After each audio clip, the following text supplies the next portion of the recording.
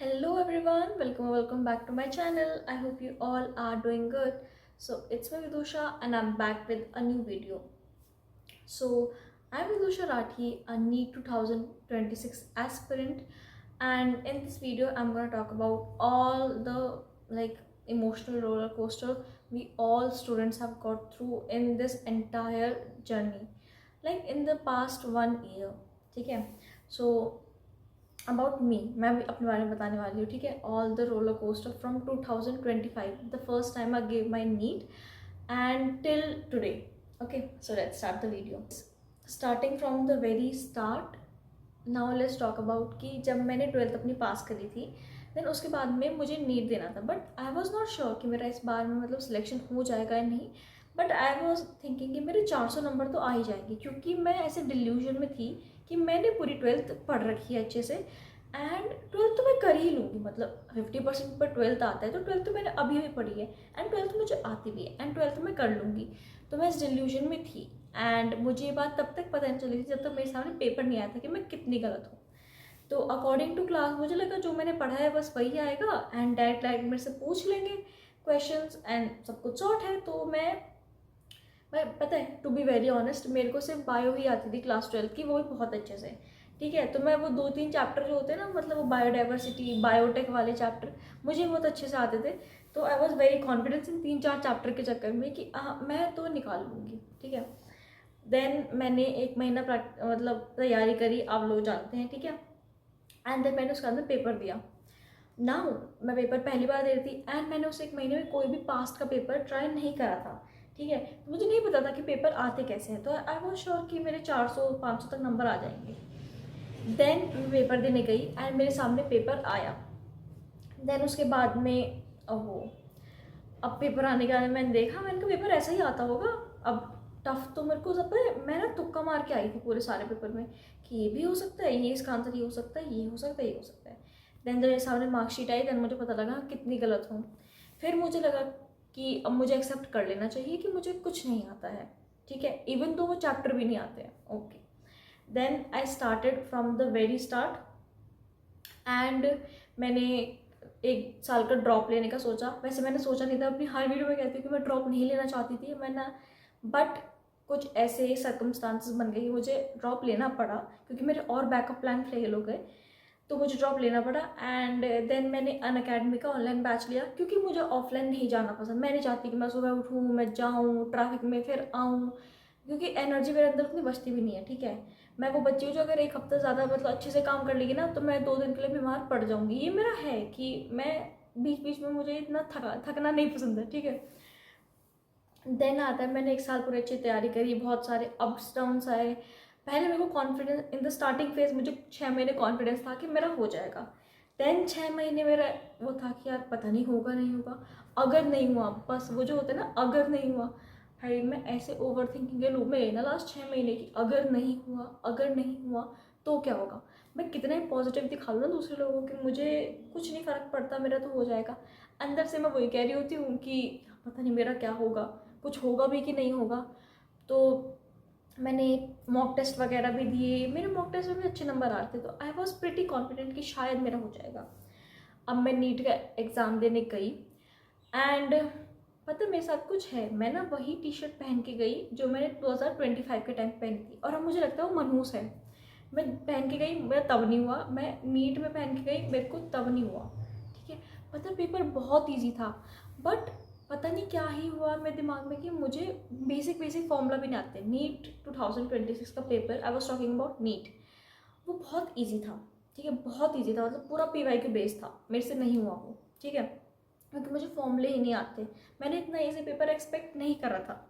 ठीक है, मैंने ईजी पेपर एक्सपेक्ट करा था बट इतना भी नहीं. देन पहले वो ड्रामा झेला मैंने कि नहीं हुआ. मैंने कहा अब पता नहीं क्या होगा, बैकअप प्लान होगा कि नहीं होगा, पिछली बार की तरह बैकअप फेल तो नहीं हो जाएगा. I was in that loop. Then मुझे पता लगा पेपर लीक हो चुका है. मुझे लगा था ये लोग कुछ सेंटर्स का पेपर दोबारा कराएंगे, बट मेरे मन में होप थी, मैंने कहा पूरा करा दो बस, मैं इस बार तो अपना 100% दे दूँगी. ठीक है, जैसे मैं हमेशा झूठ बोलती हूँ, अपना 100% दे दूँगी. देन उसके बाद में आए मतलब पेपर आया. ठीक है, न्यूज़ आई कि लीक हो चुका है एंड तुम्हें दोबारा पेपर देना है. देन मैं खुश हुई पहले तो कि मुझे चांस मिला, बट देन मैं दुखी भी हुई क्योंकि मैं अपना CUET भी दे रही थी एंड मैं 1-2 एग्ज़ाम और दे रही थी, उनका मैं बाद में बताऊँगी, ठीक है। वो भी उसी टाइम फ्रेम में थे। तो सबको एक प्रिपरेशन करने के लिए 1 महीना मिला, मेरे पास प्रिपरेशन के लिए 15 या 10 दिन ही थे क्योंकि मैं उन पेपर की भी तैयारी कर रही थी। तो मैं बीच में फंस गई, ठीक है। मतलब मेरा ये हो गया कि मुझे नीट की तैयारी भी करनी है, ये भी करना, वो भी करना है। तो ये 1-1.5 महीना ना फ्रॉम मई एंड जून, ये मई और जून, ये जो 2 महीने मेरे ऐसे गए हैं ना, इतने स्ट्रेस में गए हैं कि पता नहीं क्या ही होगा। मेरे को वीडियो बनाने तक का टाइम नहीं मिल रहा है। हाँ, मैं रील्स देख रही हूँ बट मेरे को वीडियो बनाने का टाइम नहीं मिल रहा है क्योंकि उसके लिए आपको सोचना पड़ेगा कि डालूँ क्या मैं।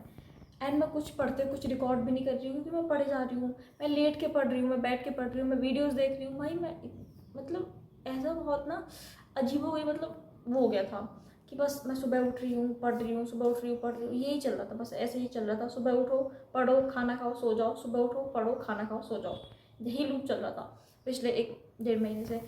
देन रीनीट हुआ, मेरे को लगा, मैंने कहा अब सही होगा। रीनीट हुआ, पेपर बहुत टफ था, ठीक है। मैंने एक्सपेक्ट करा था कि पेपर टफ होगा बट नीट एडवांस नहीं सोचा था मैंने, ठीक है। तो मैंने पिछले वीडियो में बताया था कि मैंने पहले बायो से स्टार्ट किया, देन पेपर देखा। पहले तो पेपर देख के मैंने ना अपना माथा पकड़ लिया, मैंने कहा बस या तो मैं हो जाएगा या नीट हो जाएगा, हम दोनों में से कोई एक ही बचेगा इन द एंडिंग में।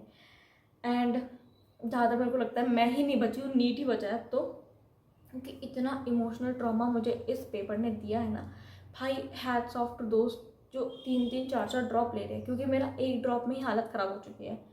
एंड मेरे पे इतना कोई बर्डन भी नहीं था कि बिल्कुल नीट निकालना ही है, वो मैं ही थी, मेरे को ही चुल है कि मुझे डॉक्टर बनना है, मुझे ही है। मैं खुद को ही प्रेशर देती रहती हूँ कि तुझे नीट निकालना है। मेरे पेरेंट्स की तरफ से कोई प्रेशर नहीं है मेरे पे, उनको है तो जो बनना है बन जा, ठीक है। मैं ही मुझे अपने आप को कहती रहती हूँ मुझे डॉक्टर बनना है।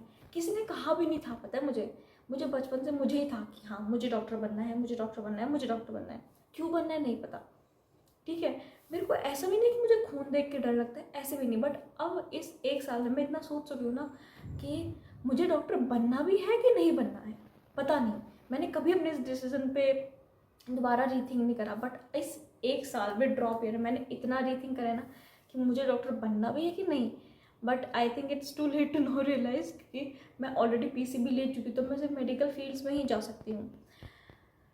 सो this was all my trauma story. मतलब ऐसा इमोशनल रोलर कोस्टर दिया है ना फ्रॉम द स्टार्टिंग। मेरे डिल्यूशन इतना बड़ा ब्लास्ट हुआ है ना कि मुझे सब कुछ आता है, मुझे कुछ नहीं आता था, ठीक है।